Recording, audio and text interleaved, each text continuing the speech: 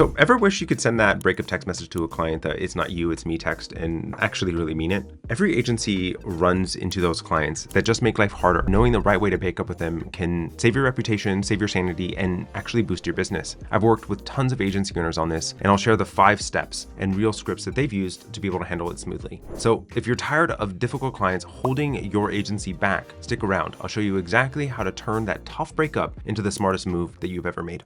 So the first step is to recognize when it is actually time to end a relationship. So here's the most true-fire way to know 100% that it is time to change things. And it's the client that you receive an email or a text message or a Slack message or however it is that you communicate with clients, and you see the message and you think that you immediately sigh. That client that is doing that and you have that feeling, you are in a relationship that is causing more of an energy drain to you than positive momentum. And it's that type of client is the ones that we want to be looking at. But it's also the client, and typically that's the end result of them overstepping your boundaries, giving you last minute things that have a really tight turnaround deadline, that you feel like you're completely scattered. You see the patterns where they are asking too much of you, they're not paying you for it, you end up dreading calls, you end up losing sleep, you end up working till the late night, you end up feeling disrespected, they're showing up late, demanding that you stay longer, and it just shows that it's time to move on. But you can also do this in a very mathematical way and actually looking at what is your effective bill rate or average hourly earning with that given client. So taking revenue divided by the number of hours that you spend on that client. Most often what I find is the ones that are on the lowest end of that chart that you build are going to be the ones that you like the least. Most often that's true.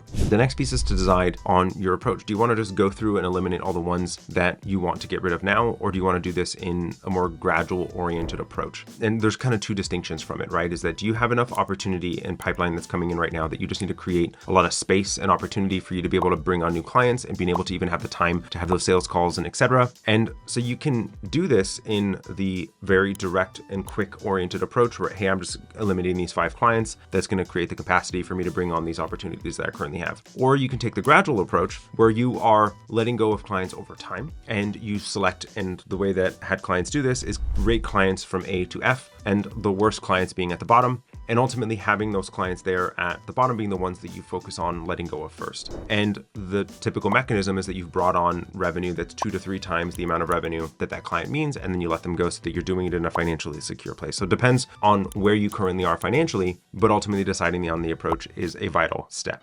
Now the piece is actually to prepare the message and how it is that you're going to go about it. The thing that I want to make sure here is that you do this in the most seamless way possible. And you don't want to just, stop answering emails and just ghost them, because that is incredibly unprofessional. You actually need to make sure that it's clear, that it's polite, that it's done in the most meaningful way, and stay respectful and focus on fit and not blaming them. And so you can have a true, easy way of going about this. And so it would be something like this. Hey, John, we've been taking a look at our agency and where it is that we've been focused our attention, and we decided that we were making a bit of a shift and we were headed in this direction. And we realized that with that augmentation, that means that we are not really focused in the direction and not best suited to help you with X goal. And so we want to make sure that we are working with people that we are really truly able to have a lot of impact for, and we are not the best fit for you. And so we want to make sure that you're working with someone that is set to be able to help you accomplish your goals and is going to be the most impactful for you. And so to help you with this transition, we have a list of suggested agencies. Here's 2 of them. We can either be part of the conversation and help transition the conversation, or you're welcome to have a conversation with them directly or anyone else, and we can make sure that we'll transfer everything over in a seamless way of possible. And so understand that you're doing this in a respectful and professional way so that you're able to actually save your reputation.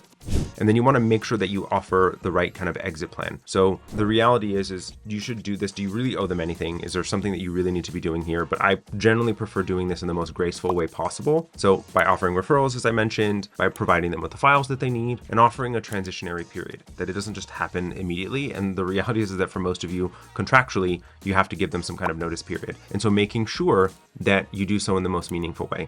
And finally, and most importantly, this is happening generally speaking because the client has overstepped your boundaries, and you need to make sure that you set those boundaries with them in a really programmatic way. So will they be upset? Are they going to argue? All those sort of things, we need to make sure that we have a framework allowing for us to be able to manage it as well as possible. Stay calm, understand that this is a shift and change for them, that you're springing this on them. They were unaware. And you want to make sure that you are contractually sound, that you are doing the things that you need to, that you are ensuring that you're doing and not leaving the person in a worse off place, but you're actually actually being most thoughtful about the process that you're doing, but also making sure that you are letting them know where you begin and end. So here's the official date that we will need to transfer everything over. Here's the plan of action that we would have for this transition, and hold and stick to it. Remind them of when these things are coming up, that, hey, we need to know who it is that we were passing off this responsibility to. Is it someone internally? Is it someone externally? The thing that I also want you to be thinking about is how can you reflect and make sure that you don't end up in the same place again. Learning from these different scenarios, from these different clients, so that you're able to bring on better clients. What is it that we did during the onboarding process? What is it that we did during the proposal process that allows for us to see the red flags and avoid it next time? It's vital that we learn from every circumstance within the business, allowing for us to improve at every different stage. And that's how you can finally break free from the toxic client relationships without drama. But here's the thing,